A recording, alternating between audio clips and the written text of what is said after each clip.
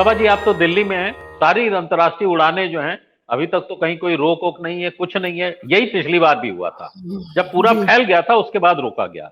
लेकिन भीतर चल रही एक यात्रा जिससे कहीं कोई खतरा नहीं नजर आ रहा था, उसको रोकने के पीछे एक राजनीतिक साजिश नजर आती है। सबसे पहले तो साजिश तो जरूर है, क्योंकि अगर कोई एडवाइजरी देनी है तो आप भारत को दीजिए। आप भारत को बताइए, जी। क्या हमें वर्क फ्रॉम होम करना है, क्या हमें स्कूल वगैरह बंद करना है, मार्केट। और ये गंभीर मतलब बड़े डिसीजन होंगे, क्योंकि इस पे इकोनॉमी पर असर पड़ेगा। सबसे पहले ये जहां तक मेरी समझ है भाजपा की आदतों की, क्योंकि यात्रा दिल्ली पहुंच रही है 24 को शायद, और ये मीडिया मैनेजमेंट में ये पार्टी बिल्कुल टॉप है। ये मीडिया मैनेजमेंट की अगर दिल्ली आ जाए तो दिल्ली में तो मीडिया कुछ कवर करेगी, कवरेज होगी। तो ये यात्रा की दिल्ली की एंट्री, उसके बाद तो इसीलिए ये बहुत अजीब सी चीज हुई है कि हमारे स्वास्थ्य मंत्री भारत जोड़ो यात्रा के लीडर मतलब राहुल गांधी को खत लिख रहे हैं, लेकिन भारत को एक संदेश दे दे। क्या प्रोटोकॉल्स, आपका क्या मतलब है? सब हवाई जहाज, क्या वो उनमें लोग जो आ रहे हैं मास्क पहन रहे हैं? कोई नहीं पहन रहा विदेशों से। हो सकता है आज से कुछ हो जाए, लेकिन मुझे पता नहीं क्या। तो ये मीडिया मैनेजमेंट का भी, और जैसे अनिल जी ने कहा वो तो है ही, कि कोविड के बीच में, लॉकडाउन के बीच में बहुत सारी चीजें हुई हैं हमारे मुल्क में। दिल्ली दंगों को लेकर रात रात लोगों को उठाया गया कोविड लॉकडाउन के बाद। आपको याद है कि लेकिन उसके बावजूद किसान आंदोलन उस दौर में चला। सबसे शानदार आंदोलन जो मुल्क ने देखा है वो चला एक साल कोविड के बीच। आप लोग सब ने बंगाल की बात की है। बंगाल से पहले क्या आपको याद है कि बिहार का चुनाव हुआ था कोविड के दौरान, और 2020 में? और मुझे याद है कि पटना का भाजपा का ऑफिस वो एक कोविड सुपर स्प्रेडर बन गया था।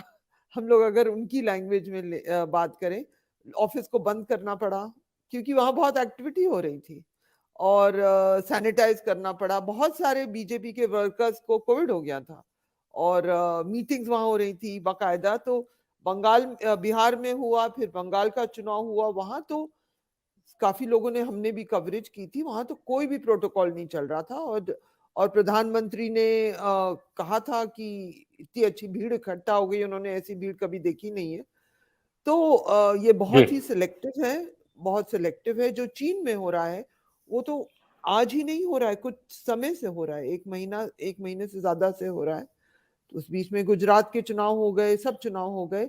और जहां तक मैं जानती हूँ शायद राजस्थान में बीजेपी भी कोई यात्रा है, कुछ प्रोग्राम, कुछ मैस मोबिलाइजेशन का प्रोग्राम निकाल रही है, जन आक्रोश ऐसा कोई नाम है। कर्नाटक में तो एक्टिव है ही भाजपा, लोग इकट्ठा हो रहे हैं।